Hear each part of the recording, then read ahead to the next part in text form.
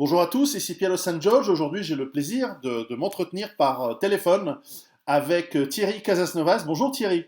Salut Pierrot. Alors, il s'en est passé des choses depuis la dernière fois que nous nous étions Ah, rencontrés. on se retrouvait nonchalamment tous les deux sur le bord d'une rivière, sans masque, sans gants et sans gel hydroalcoolique. C'était le bon temps, hein, tu t'en souviens? Ah oui, c'était l'ancien temps, c'était avant Ah, le... le monde des dinosaures. Est-ce qu'on y reviendra un jour? Ah, c'est possible, et c'est possible. Écoute, d'ailleurs, c'est intéressant, et c'est sur ça que je voudrais m'entretenir avec toi aujourd'hui, c'est que lorsque nous nous étions rencontrés, nous avions parlé de traiter, en fait, de lutter contre ce qu'on appelle, et je mets trois guillemets, des maladies, avec finalement le renforcement de notre système immunitaire, avec la beauté de notre système physiologique, notre corps et notre esprit, pour voilà, être en ce qu'on appelle en bonne santé, être en équilibre et être bien. Et finalement, rien n'a jamais été plus important que ça au cours de ces 3 derniers mois, où toi, comme moi et certains autres, surtout sur Internet, mais un peu partout dans le monde, ont non pas lutté contre ce qui vient de se passer. Je dois faire attention aux mots qu'on choisit parce que Oui, sinon on oui, va se oui, sois faire attentif, parce qu'actuellement, les polices de la pensée veillent. exactement. Et finalement, je voulais revenir avec toi sur certaines bases parce que ce qui m'a étonné, c'est que depuis 2 mois, on nous stresse, on nous fait peur, on essaye de nous terroriser littéralement, et on nous parle de plein de techniques de confinement, de plein de choses, mais jamais, jamais, jamais, on nous parle de la chose la plus essentielle, qui est celle de renforcer notre système immunitaire. Jamais. Mhm. Dans aucun téléjournal, aucun. Or, il me semble, c'est la chose la plus naturelle, la plus basique. Et je voulais m'entretenir avec toi, je voulais avoir ton avis sur quels sont les grands principes du fonctionnement du système immunitaire humain et, euh, et comment est-ce que, en fait, tu peux parler autant que tu veux, je vais te laisser. Et comment est-ce qu'on peut faire pour le renforcer mais d'abord, peut-être, quelles sont les grandes bases? On parle de terrain, on parle de capacité à se défendre, mais est-ce que finalement on se défend? Est-ce que c'est pas finalement un retour à l'équilibre? Mais je te laisse nous dire ce que tu en penses. Ouais, mais merci Pierrot, parce que cette question, elle est d'autant plus importante qu'on se rend compte que, par exemple, dans la crise actuelle, la crise sanitaire actuelle, avec ce fameux Covid-19, on se rend compte que les personnes qui ont présenté la symptomatologie la plus forte, voire qui en sont décédées, qui sont décédées des conséquences de cette infection virale, sont des personnes qui présentaient déjà de multiples pathologies. Hein. En Italie, on parle de 99% des personnes qui ont décédé, qui présentaient 2 à 3 pathologies. Donc, c'était des personnes qui, globalement, avaient un niveau de santé qui était très, très faible. Et donc, on se dit, finalement, si les personnes qui ont un niveau de santé très, très faible souffrent de cette infection virale, et celles qui n'ont pas un niveau de santé très, très faible n'en souffrent pas, alors, le problème, est-ce que c'est l'infection virale ou est-ce que c'est le niveau de santé? Moi, légitimement, je dirais, si la variable d'ajustement, c'est le niveau de santé, et que c'est ça qui fait que des personnes souffrent de pathologie ou pas, c'est sur cette variable-là qu'il faudrait jouer, sur les niveaux de santé. Et la problématique, c'est d'utiliser beaucoup de guillemets pour ce terme de maladie, et je pense que c'est bienvenu parce que on définit souvent la maladie comme l'inverse de la santé, d'une certaine manière. Alors que moi, dans le modèle que je propose, ce qu'on appelle maladie n'est qu'un signal d'alarme symptomatique qui nous signale simplement que notre niveau de santé est en train de baisser. C'est un peu comme si tu as ta jauge dans ton réservoir qui te s'allume pour t'indiquer, bah là, tu as de moins en moins d'essence, il va falloir faire quelque chose. Donc, notre représentation de ce que c'est que la maladie me paraît relativement erronée. Et donc, si on a un modèle qui est erroné, à ce moment-là, eh bien, nos actions et puis notre prise de décision est erronée aussi. Si on analyse le monde à partir de modèles qui ne sont pas adaptés, qui ne sont pas fonctionnels ou qui ne correspondent pas à la réalité, à ce moment-là, nos choix ne peuvent pas être des choix judicieux. C'est toujours une question de modèle d'analyse. Hein, donc, il n'y a jamais. Moi, je propose un modèle, c'est une proposition qui se base sur ce qu'on appelle déjà la médecine hippocratique, c'est-à-dire qu'on a trop oublié que finalement la révolution médicale actuelle, elle est que de très peu de temps. Finalement, il y a eu un véritable bouleversement de la médecine après la Seconde Guerre mondiale avec l'utilisation des antibiotiques, des antiviraux, de tas de traitements qui n'existaient pas avant. Et avant, on parlait avant tout de terrain, hein, cette fameuse notion de terrain. Et le terrain, qu'est-ce que c'est? C'est au lieu d'aller regarder à l'extérieur, c'est-à-dire au lieu de toujours pointer le doigt sur le virus, la bactérie, le microbe, qui va nous infecter, et bien de regarder plutôt l'état de ce qui est le milieu intérieur de l'organisme, en se disant que finalement, eh bien, l'extérieur a d'autant plus d'influence sur nous que notre organisme n'est pas en capacité de discriminer entre ce qu'il devrait laisser passer et ce qu'il ne devrait pas laisser passer.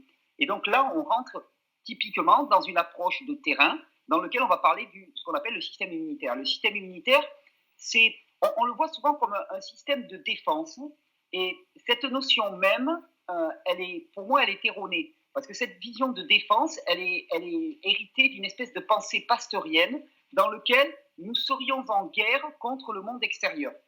Or, c'est absolument pas ça dans le modèle que je propose qui existe. Le modèle que je propose qui est un modèle, on va dire, je te dis, hippocratique, un modèle qui a été partagé pendant des centaines, des milliers d'années, et encore au début du siècle, il y avait énormément de médecins. En France, on avait un médecin qui s'appelait le docteur Paul Carton, par exemple.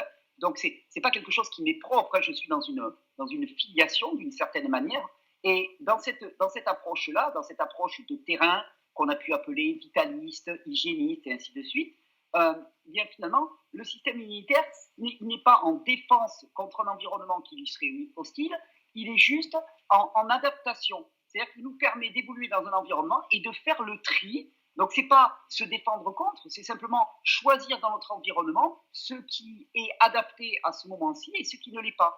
Et d'ailleurs, j'ai un très bon ami qui s'appelle Jacques Antonin, qui ne parle plus de système immunitaire, mais qui parle de système identitaire. Il dit le système immunitaire, c'est ce qui nous permet de mettre en ajustement l'intérieur et l'extérieur. Donc, à l'extérieur, il y a des choses qui passent, il y a les besoins intérieurs, et on joue sur les deux pour arriver à faire en sorte que l'organisme ait, au moment où on le veut, les éléments qui lui sont nécessaires pour fonctionner et pas ceux qui ne lui sont pas nécessaires pour fonctionner. Donc, le système immunitaire, c'est vraiment ce qui nous permet de nous adapter à notre environnement. Et d'ailleurs, c'est intéressant parce que tu vois que dans cette crise-là, finalement, on a remplacé notre capacité à nous adapter à l'environnement par une peur de l'environnement. C'est-à-dire qu'on commence à se mettre des masques, des gants, on va nous proposer de vivre protégés les uns des autres, de s'isoler les uns des autres. Et ça, c'est l'inverse de la santé et de l'immunité. L'immunité, c'est la capacité à évoluer dans n'importe quel environnement et à s'adapter à cet environnement. Et nous, là, finalement, on le constate, mais on n'en prend pas la mesure. On constate, au travers des choix qui sont faits, des choix de porter des gants, des masques et ainsi de suite, on constate que notre capacité à nous adapter à notre environnement, elle est déficiente. Et au lieu de faire quelque chose pour améliorer ce point-là, eh bien, on nous propose toujours plus de sécurité, toujours plus de protection par rapport à notre environnement. Le problème, c'est que ça, c'est au prix d'une perte de liberté totale, parce que ne plus pouvoir évoluer dans son environnement de façon naturelle et libre, pour moi, c'est une perte fondamentale de ce qui fait le plaisir et le bonheur de la vie. Je te disais, hier, par exemple, je me baladais dans un magasin, ça faisait longtemps que je t'ai parlé dans un magasin, le port du masque était obligatoire, donc c'était la première fois que je portais vraiment un masque, je dois le dire, parce que d'habitude je n'étais pas sorti de chez moi, et puis en France le port du masque n'est pas obligatoire dans les rues, donc j'ai choisi de ne pas le porter. Là dans ce magasin c'était obligatoire, donc je me suis mis un masque. D'ailleurs j'ai vu, c'est aberrant quoi, la difficulté respiratoire que ça a occasionné, ce qui est totalement contraire aux notions de santé, mais surtout ce qui m'a choqué, c'est qu'en fait on ne voit plus une bouche, on ne voit plus un sourire, on ne voit plus un visage, et ça c'est monstrueux. Donc il me semble, plutôt que de réfléchir à la qualité du terrain des personnes et donc au niveau de santé, eh bien, on nous propose une solution qui est pour moi une solution qui a quelque chose de monstrueux si elle doit être pérennisée. Tu vois, comme solution d'urgence, on dit voilà, là, on n'arrive pas à gérer, et ainsi de suite. Ok, pourquoi pas, d'accord. Mais par contre, ensuite, eh bien, il faut essayer de réfléchir à ce qui s'est passé et se dire ok, plus jamais ça. Mettons en place les conditions qui vont faire qu'on ne va plus jamais se retrouver dans cette situation-là. Et c'est là qu'on parle de renforcement du terrain et de renforcement du système immunitaire. Donc ce système immunitaire, alors, il se base sur beaucoup de systèmes. On parle de 3 niveaux du système immunitaire. Il y a un système immunitaire qui est propre à toutes les surfaces de séparation de l'organisme avec le milieu extérieur. On a un système immunitaire sur la peau, dans les intestins, dans les bronches, qu'on appelle le système immunitaire mucosal, qui est à la surface des muqueuses. Et d'ailleurs, ce système immunitaire mucosal, c'est intéressant parce qu'il est essentiellement basé sur des champignons, des bactéries, des virus, donc ce qu'on appelle des microbes. Mmh. Ensuite, il y a le système immunitaire humoral à l'intérieur du sang, c'est celui qu'on connaît le plus, dans lequel on parle des anticorps et des antigènes. Et puis, il y a même un système immunitaire à l'intérieur de la cellule. C'est-à-dire qu'à tous les niveaux du corps, notre corps a la possibilité de faire le tri entre les différents éléments. Alors, chaque système immunitaire fonctionne à un fonctionnement particulier. On ne va vraiment pas rentrer dans la physiologie, j'en serais d'ailleurs incapable, hein, donc moi-même, je n'ai certainement pas le niveau. Par contre, il y a vraiment des grandes règles qui sont des règles anciennes, hein, qui sont pratiquées depuis la nuit des temps par les hommes, et qui ont été, pour certaines, découvertes de façon empirique, qui ont été validées maintenant d'un point de vue scientifique, hein, sur le renforcement du système immunitaire, qu'on peut mettre en exergue. Et c'est vrai que ça fait bizarre de se rendre compte que nulle part dans les médias, il n'y a eu de recommandations à ce niveau-là. D'ailleurs, c'est même affolant de se rendre compte que pendant le confinement, la consommation de ce qu'on appelle la junk food, par exemple, donc la nourriture la plus dégradée, la moins nourrissante possible, a littéralement explosé.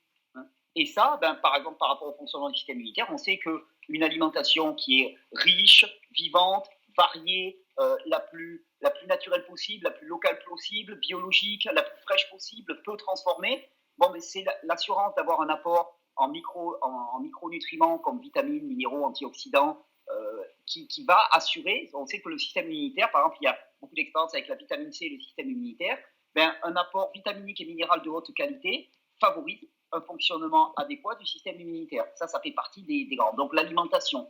Ensuite, au niveau du renforcement du système immunitaire, de tout temps, les hommes ont pratiqué le jeûne comme un moyen de renforcement du système immunitaire. Et maintenant, on sait de plus en plus que la pratique du jeûne va dans le sens du renforcement de la capacité de l'organisme à faire le tri dans son environnement entre les éléments adéquats et ceux qui ne sont pas adéquats. On a beaucoup parlé aussi ces dernières années de quelqu'un, un Hollandais qui s'appelle Wim Hof, qui a beaucoup travaillé sur le renforcement du système immunitaire et qui, lui, utilise particulièrement l'exposition au froid. Ça aussi, c'est des techniques du millénaire, tu vois, dans tous les pays nordiques, l'exposition au froid, au chaud, va dans le sens d'un renforcement de l'immunité, on le sait. Wim Hof a fait le pas de plus de soumettre sa méthode de renforcement à l'analyse scientifique. Et il a pu prouver qu'avec un entraînement basé sur la respiration, l'exposition au froid et la méditation, il a des résultats absolument hallucinants en termes de renforcement de la capacité immunitaire des organismes. Donc là, on a autant de pistes. Hein, c'est globalement les pistes qu'on dégage le plus souvent. La piste alimentaire, c'est-à-dire la qualité de l'alimentation, sans rentrer dans un dogmatisme alimentaire, mais globalement du frais, du local, du poussé le plus proche possible, peu transformé, pas des produits qui ont été mis stérilisés pendant des heures, qui ont été mis en boîte il y a des mois de ça et ainsi de suite. Non, du produit du marché, quoi, on va dire doucement, et consommé, cru, cuit, préparé à la maison, mais avec des préparations simples, pas de la cuisine moderne, on va dire d'une certaine manière. Ça, c'est une base, vraiment. Le jeûne est une base aussi, et le renforcement de l'organisme par l'exposition ponctuelle à des éléments stressants extérieurs, c'est-à-dire le froid, le chaud, l'exercice physique à haute intensité. Tout ça, on sait vraiment maintenant, et puis ça a été établi scientifiquement, que ça va dans le sens du renforcement du système immunitaire. Et malheureusement, effectivement, ça, c'est totalement absent de la communication. C'est-à-dire qu'il me semble, et ça c'est mon avis, et puis c'est pas que mon avis, il me semble que malheureusement, le chemin tout tracé qui nous est présenté pour répondre à la situation actuelle avec cette forme de dissémination virale, c'est la vaccination. Or, moi, la vaccination, c'est un domaine. Donc, on me dit, voilà, la seule solution, maintenant, quelque part, c'est serrer les dents le temps que le vaccin arrive. Et moi, je dis, mais non, mais c'est une aberration. C'est une aberration totale parce qu'on a bien d'autres moyens. Et sur une balance bénéfice-risque, on a bien d'autres moyens qui sont extrêmement bénéfiques comparés aux risques que peut représenter la vaccination. Et je mets quiconque au défi d'arriver à me prouver que la vaccination est sans risque. La vaccination n'est pas sans risque, on le sait très bien. Alors après, il y a des grands débats pour jauger de la prise de risque que peut représenter la vaccination. Mais si tu as une solution d'un côté qui est basée sur une alimentation de meilleure qualité, du jeûne, de l'exercice physique, donc qui ne présente aucun risque, au contraire, qui va venir améliorer de façon drastique ta santé, donc ta santé mentale, psychique. Enfin, je veux dire, tu dis à quelqu'un, tiens, regarde, par exemple, est-ce que faire de l'exercice physique contribue à une meilleure santé physique et mentale?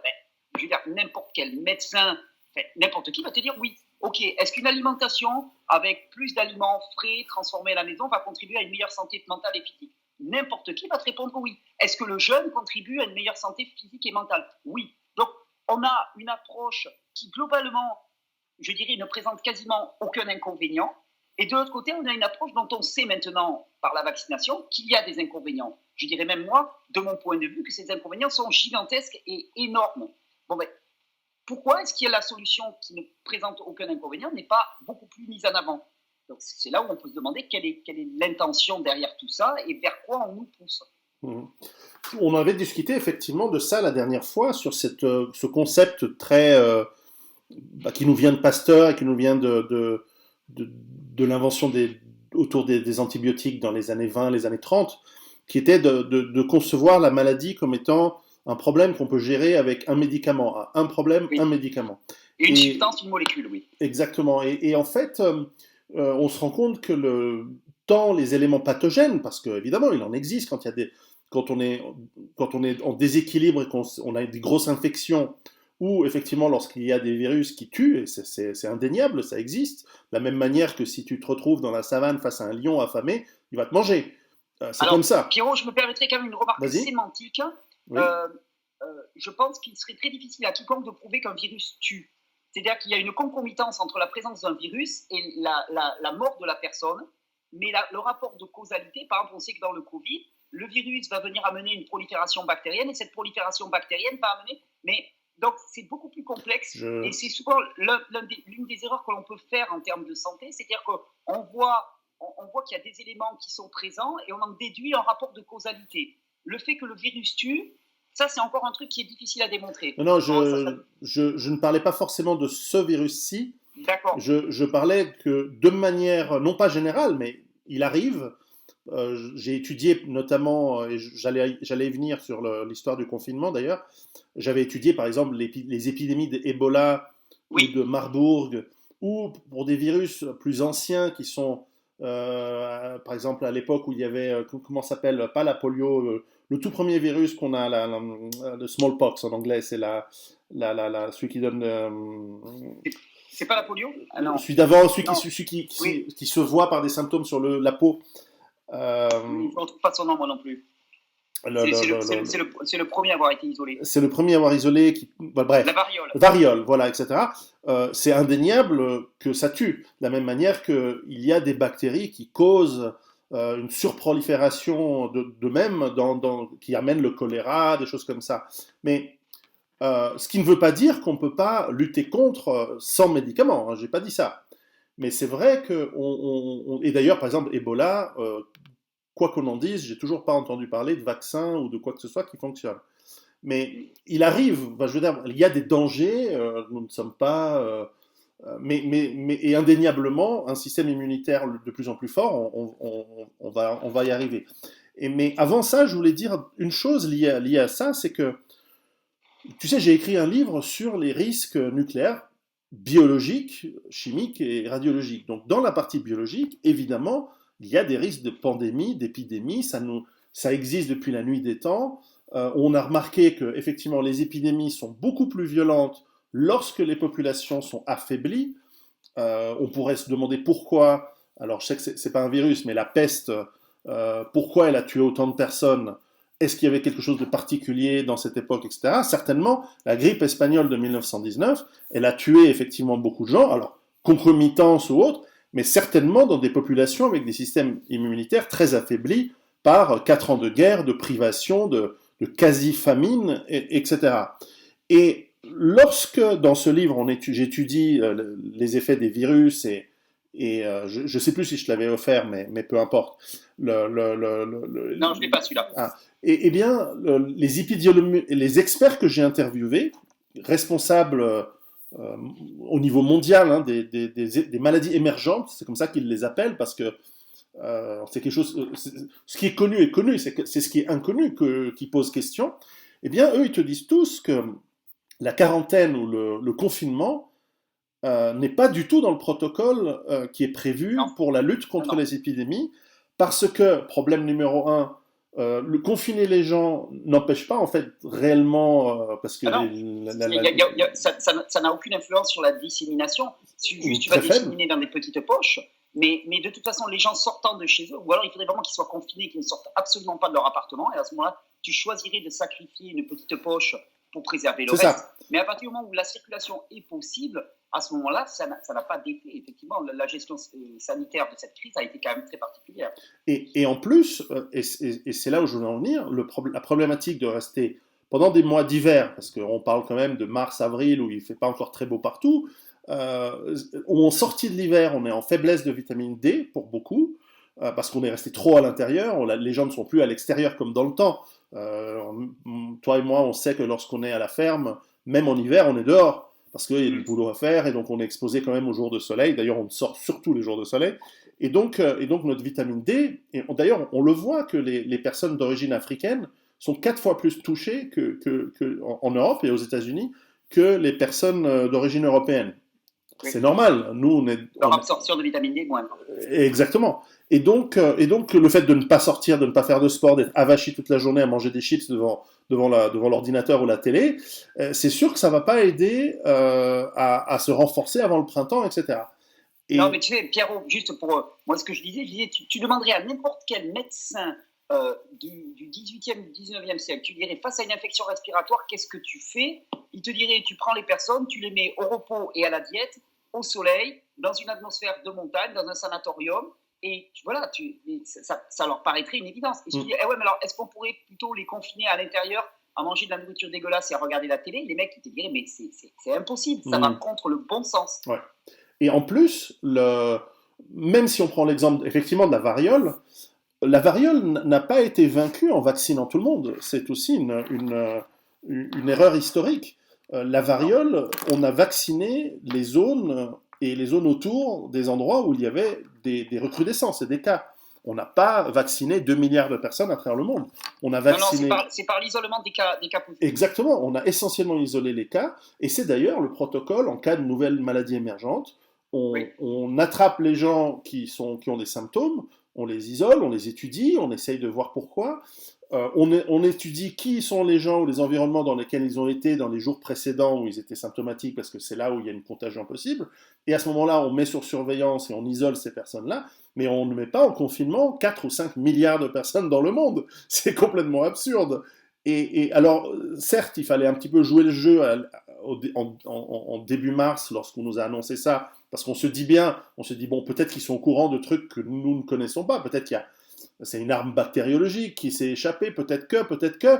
Alors on joue le jeu pendant 2, 3, 4, 5, 8 semaines, mais maintenant c'est fini. Je pense que jamais, moi je suis le premier à le dire, jamais je n'accepterai, de la manière que j'ai faite volontairement, à l'avenir, je n'accepterai pas, en tout cas pour ce virus qui court en ce moment, jamais je n'accepterai un deuxième confinement. Alors, le confinement s'est bien passé pour moi, mais je le dis aux gens qui m'écoutent, c'est fini, jamais plus pour cette maladie-là. Alors, je ne dis pas s'il y a un truc nouveau, terrible qui arrive, mais jamais plus on se remet comme ça. De pouvoir étudier ce qui s'est passé et de pouvoir quand même avoir une pensée critique sur ce qui s'est passé, réfléchir et faire en sorte qu'on mette en place les conditions qui fassent que ce confinement qui a été extrêmement lourd sur le plan psychologique, physiologique, économique, parce que là, on est juste en train de se réveiller avec la gueule de bois, mais je veux dire, le pire est à venir. C'est-à-dire toutes ces entreprises qui ne vont pas pouvoir redémarrer, tous ces petits artisans qui ne vont pas pouvoir redémarrer. Je veux dire, la situation, elle est dramatique. Elle est dramatique. Je veux dire, s'il n'y a pas d'autre solution, tu dis, mais j'ai fait ça parce qu'il n'y avait pas d'autre solution. Ok, ça s'entend. Mais s'il y a d'autres solutions, il s'agit de pouvoir maintenant... Alors, il y a des choix qui ont été faits dans l'urgence, de se dire, est-ce que ces choix étaient les meilleurs? Et s'ils n'ont pas été les meilleurs, si ça se reproduisait, qu'est-ce qu'on fera?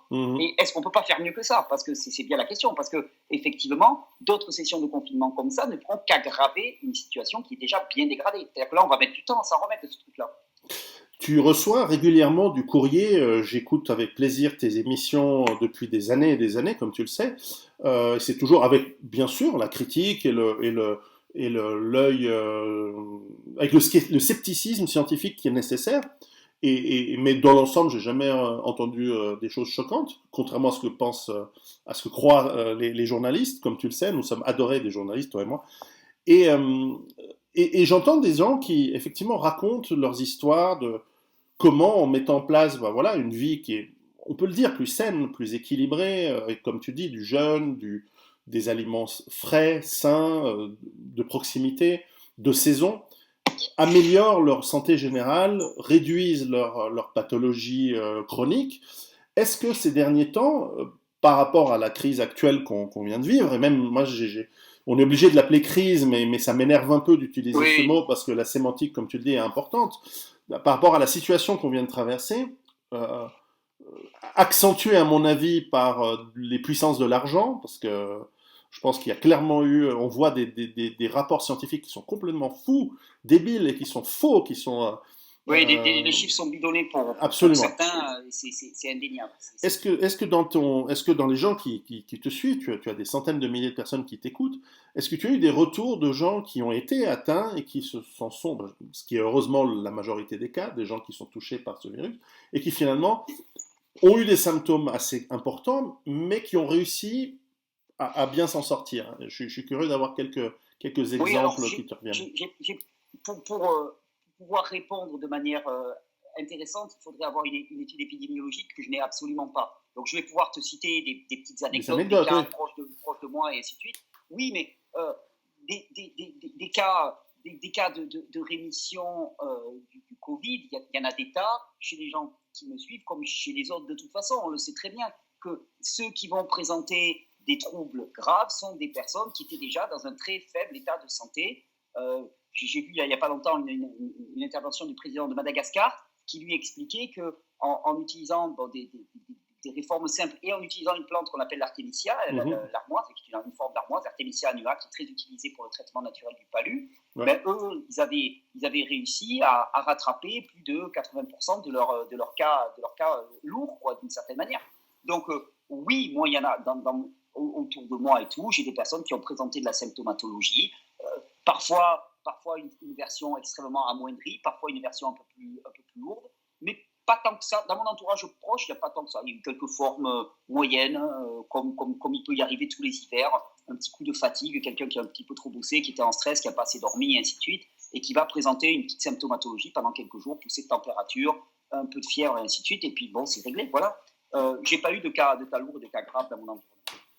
Bon, tant mieux. Écoute, ce qui est intéressant, c'est que les gens qui t'écoutent et qui m'écoutent gardent le sens critique, parce que autant dire, comme on disait, voilà, à une maladie, une pilule ou un vaccin ou quelque chose, c'est réducteur et c'est pas complet, parce que moi, je ne suis pas anti-vaccin par principe, je Mais suis non, mais pro-science. mais c'est pareil pour moi. Moi, je suis toujours dans une approche bénéfice-risque. C'est ça. C'est-à-dire, mais le truc, c'est que pour pouvoir le faire, ce calcul bénéfice-risque, il faut que les informations que nous ayons ne soient pas des informations fallacieuses C'est et ça. erronées qui nous orientent dans une prise de choix. Il faut pouvoir faire un consentement libre et éclairé. On nous C'est ça. bassine tout le temps avec le consentement libre et éclairé. Comment veux-tu avoir un consentement libre et éclairé, par exemple, quand on ne connaît pas les ingrédients qui composent un vaccin? On te dit, vous allez vous injecter un truc. Je dis, oui, mais souvent je prends cet exemple, je dis, mais toi, tes parents, tu as un gars qui arrive dans la rue avec une seringue et qui veut piquer ton enfant. Tu fais quoi? Globalement, si tu n'as pas un gros problème psychologique, tu t'enfuis, tu coupes, mais tu ne laisses pas ton enfant se faire piquer par n'importe qui. Enfin, tu vois, tu ne sais pas ce qu'il y a dans la seringue et ainsi de suite. Et nous, là, on accepte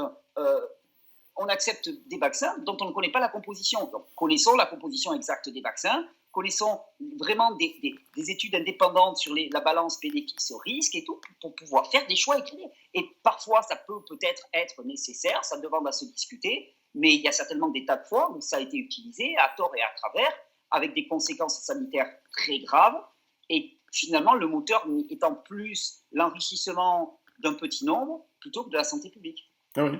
Et nous devons être, effectivement, je vois qu'on a la même conclusion, c'est que moi, tout ce que je demande, c'est accès librement aux informations et qu'il Oui. n'y ait pas une caste de gens qui les utilisent, qui les modifient ou qui nous en donnent des erronées, des fausses, pour un agenda qui souvent est soit extrêmement néfaste au niveau du contrôle de la population, au niveau de la mise en place de systèmes finalement encore plus étatiques et encore plus dictatoriaux, hein, on peut le dire, ou des systèmes de pognon, de profit. Parce que moi, je suis pas contre le profit, mais un bon produit, un bon médicament qui aide, de la même que, je sais pas, un supplément alimentaire qui aide, par exemple en ce moment, le zinc, c'est très utile pour les gens, si vous êtes en carence de zinc. Le zinc semble avoir des effets, et d'ailleurs c'est logique quand on réfléchit au fonctionnement de la cellule, a des effets extrêmement très très bons contre des éléments pathogènes au sein de la cellule. Bon, eh ben, très bien. Alors je suis très content de payer mais dans les suppléments de zinc, j'ai le choix entre des dizaines et des dizaines de marques, et en fonction des qualités qu'on va me donner, en fonction du retour des utilisateurs, même en fonction du conseil de médecins de confiance, je peux choisir librement le supplément qui me sera le plus bénéfique, ou le médicament, ou le traitement, ou le type de jeûne. Est-ce que je préfère un jeûne avec des jus, un jeûne sec, un jeûne à l'eau, un jeûne avec des soupes, à la méthode russe, la méthode allemande. Enfin, il y a plein de choix que je peux faire librement. Mais lorsqu'on ne me donne pas ce choix et qu'on m'impose des choses douteuses qui en plus ont un track record, pardon, un historique Oui. de problèmes graves, lorsqu'on voit les vaccinations, par exemple, je crois que c'est la polio en Inde, avec des centaines de milliers d'enfants paralysés, non, c'est pas des chiffres anodins, c'est pas le 1 millionième où il y a un problème parce que c'est comme aujourd'hui on nous met en devant les enfants. Ah, il y a eu 4 enfants qui sont morts aux États-Unis à cause de ce virus. Alors déjà, on n'est pas sûr que ce soit à cause, mais ok, 4 enfants sur 200 000. Donc même si c'était directement lié au cas, ça veut dire que c'est un cas sur 200, enfin c'est un cas sur 100 000. Ou un truc comme ça. Donc, minute, attends. Et tu veux nous stresser? Tu veux qu'on. Et on sent que cette gestion par la terreur des gens, c'est un peu comme des troupeaux de bovins qu'on gère à coups de trick électrique, quoi. Et je pense que moi, je me sens humilié. Hein, alors, je ne cède pas et je ne fais pas partie du troupeau, j'espère. Ou plutôt moins, je suis un peu plus éloigné, mais je sens qu'il y a cette humiliation, et je sens que sur le coup, je pense ils ont fait le petit truc un peu trop loin.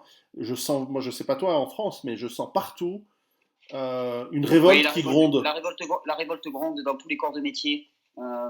Et je pense que c'est toujours pareil, on utilise le terme de crise, et crise, ça vient du latin crisis, qui veut dire choix. Et je pense que collectivement, on se retrouve face à un choix, et que l'accélération et peut-être l'arrogance de certains groupes de pression qui ont cru pouvoir passer en force, et que finalement la stratégie de choc qu'ils avaient mis en place suffirait à créer la paralysie et le mutisme des personnes, ne fonctionne pas. Et moi, je suis très, très confiant. Oui. Je pense que la période que l'on traverse, et que l'on va encore traverser, parce que ce n'est pas terminé, va être inconfortable. Mais je pense que de cet inconfort va jaillir des choix collectifs et sociétaux qui vont être extrêmement bénéfiques et qui promettent pour moi une nouvelle ère d'une certaine manière. Donc je suis extrêmement, extrêmement enthousiaste. Je suis d'accord. Les gens parfois sont un peu choqués autour de moi quand je dis que c'est une période excitante, dans le sens, je pense que ton mot est meilleur, je trouve que moi je suis très enthousiaste de cette période, car autant je prévois malheureusement des crises que j'ai prévues depuis longtemps, mais qui arrivent pile en plus j'avais dit, il y a 10 ans, j'avais dit ce sera entre 2000 et 2022 que l'essentiel de la crise démarre, et on y est, quoi. En revanche, je suis très enthousiaste du fait du réveil de quand même beaucoup de gens, parce que dès qu'on touche à la santé des enfants, toutes les mamans, tous les papas raisonnables, et j'espère que nous sommes la majorité, finalement se disent, mais attends, on en a eu des erreurs médicales derrière nous, entre les sangs contaminés, entre les vaccins qui... Oui, la grippe H1N1. Voilà, on en a eu des problèmes. Alors, on a voulu jouer le jeu. Je pense que l'ensemble de la planète a montré sa responsabilité en disant, face à l'inconnu, on va faire confiance à ce qu'on nous dit, on va rester chez nous pendant quelques temps, très bien. Aujourd'hui, on se rend compte que ça a probablement été une erreur, mais on ne va pas laisser passer les abus et les excès. Et finalement, c'est ceux de trop. Je crois qu'il y a eu vraiment... et on voit aujourd'hui des politiciens même majeurs, on voit au Brésil, on voit aux États-Unis, on voit en Russie, qui ont vraiment posé leur couille sur la table, si je puis dire, en disant non, ce n'est pas comme ça qu'on gère les personnes. On a vu des pseudo-scientifiques qui ont pourtant qui ont sorti là récemment, je voyais il y a quelques jours, un rapport qui disait la chloroquine ne fonctionne pas. Et lorsque l'on regarde dans le détail ce rapport, c'est complètement bidonné. et ça n'a aucune valeur scientifique, et en plus, on sent que ça a été fait de manière malfaisante, c'est une malpratique. Je ne sais Oui, pas oui, comment on bien sûr. utilise le Il y mot a en des français. biais, il y a des biais, il y a des biais à tous les niveaux, on le sait maintenant. Et même des médecins qui sont de standard de chez standard que je connais, et qui sont les moins ouverts au marché, aux trucs alternatifs et finalement à ce qui fonctionne, et ben, face à cet empirisme-là, ils sont obligés de lâcher leur idéologie et finalement une croyance là aussi, et de dire, mais attends, si empiriquement c'est faux, et on voit très bien que c'est bidonné, tout ça pour essayer de nous pousser sur la voie ou du vaccin ou de médicaments beaucoup plus chers, non. Non, non, non. Ça, on va dire non, parce que c'est la santé de nos enfants, c'est la santé publique, non.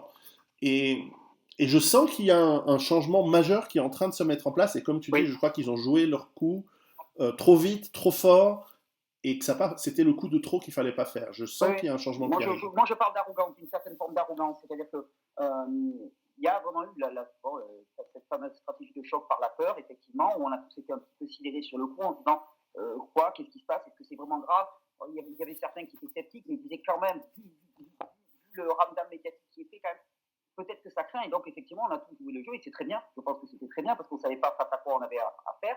Euh, mais, euh, mais oui, je pense que ça va un petit peu trop loin et trop vite, et c'est tant mieux que ça aille trop loin et trop vite, parce que c'est toujours pareil, c'est plus le choc est important, plus la capacité de l'organisme vivant à répondre de façon positive à ce choc est importante.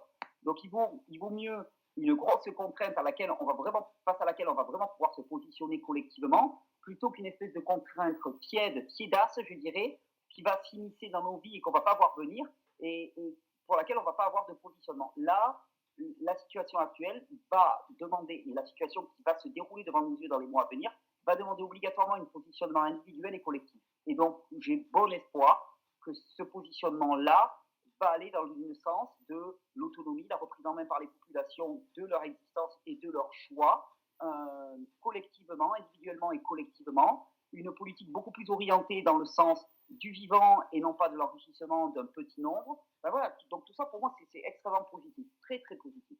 Inconfortable mais positif. Oui, je suis d'accord. On est, je crois, on est parmi les rares qui voient ça un peu plus à long terme comme étant positif C'était nécessaire, pour Pierrot, je l'ensemble. pense. Vraiment, c'était nécessaire. C'est-à-dire qu'il y a un moment, un système qui est mourant et vieillissant, il faut bien qu'il passe par une phase d'apoptose, quoi, d'une certaine manière. Donc, on est là-dedans. C'est-à-dire, voilà, c'est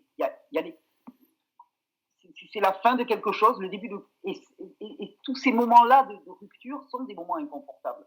Et malheureusement, parce que chaque mort est une catastrophe sur le plan individuel, malheureusement, mais de toute façon, des morts, il y en a tous les jours sur la planète, quelle que soit la raison, accident de voiture, infection virale, meurtre, et ainsi de suite. Il y a des morts tous les jours sur la planète.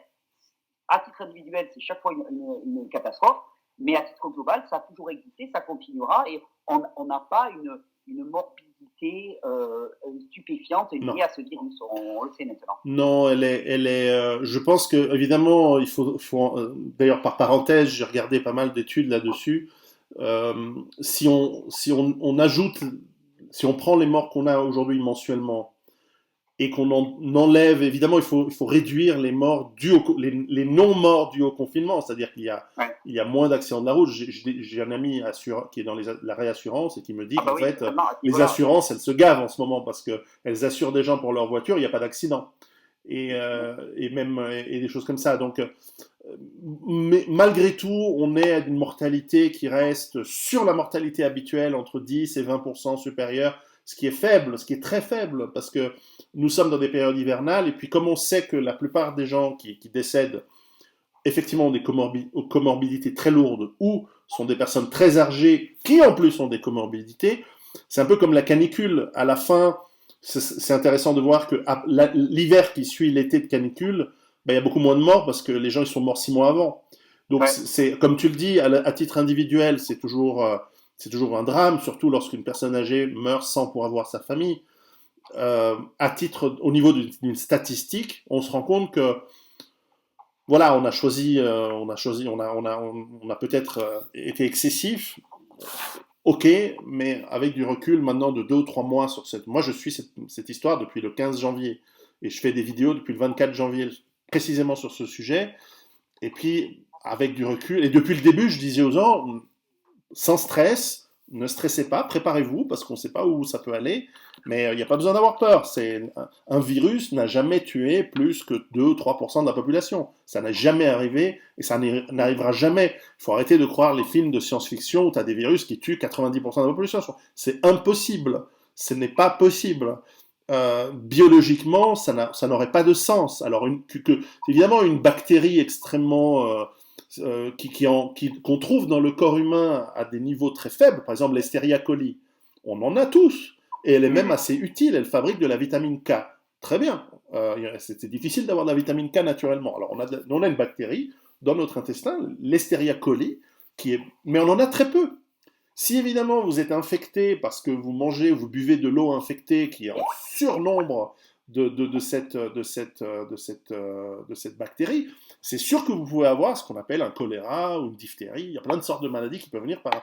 Mais évidemment, si on faisait boire à 100% de la population un verre d'eau rempli de bactéries en surnombre, ben là on aurait effectivement des mortalités très élevées, hors utilisation d'antibiotiques et de machins qui sont de l'artillerie lourde, quoi.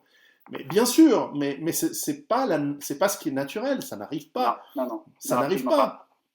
Je veux dire, l'être humain, on a eu la peste, qui est probablement la mortalité la plus élevée qu'on ait connue dans des épidémies, mais c'est des situations extrêmement particulières, dans une époque où les gens n'avaient pas... C'était une époque où on avait oublié les notions d'hygiène qu'on connaissait qu'on a toujours connu, hein, qu'on a connu à l'Antiquité, etc., et qui a ravagé le monde entier, parce qu'aujourd'hui on sait que ce n'est pas que l'Europe qui a touché la peste, c'est la Chine, l'Inde, l'Afrique, tout le monde l'a chopé, hein, la peste. Et probablement on était en surnombre par rapport à l'environnement, probablement il y a plein de théories là-dessus. Mais voilà, c'est des anomalies, même quand il y a eu des pestes précédentes, alors qu'on ne connaît pas, la mortalité n'a pas été de 30-50%, elle a été bien plus faible, donc il ne faut pas avoir peur. Bien, mais écoute Thierry, sur ce, je te remercie beaucoup pour ton temps. Je vais mettre les liens ci-dessous sur comment te contacter sur tes sites et tes différentes chaînes. Je crois qu'elles valent la peine. Les gens vont pouvoir s'y intéresser, toujours avec un esprit critique, comme j'espère les gens s'intéressent à ce que je fais, avec aussi également un esprit critique que chacun pense par soi-même. À très très bientôt et salutations au sud-ouest et dans les Pyrénées. À bientôt!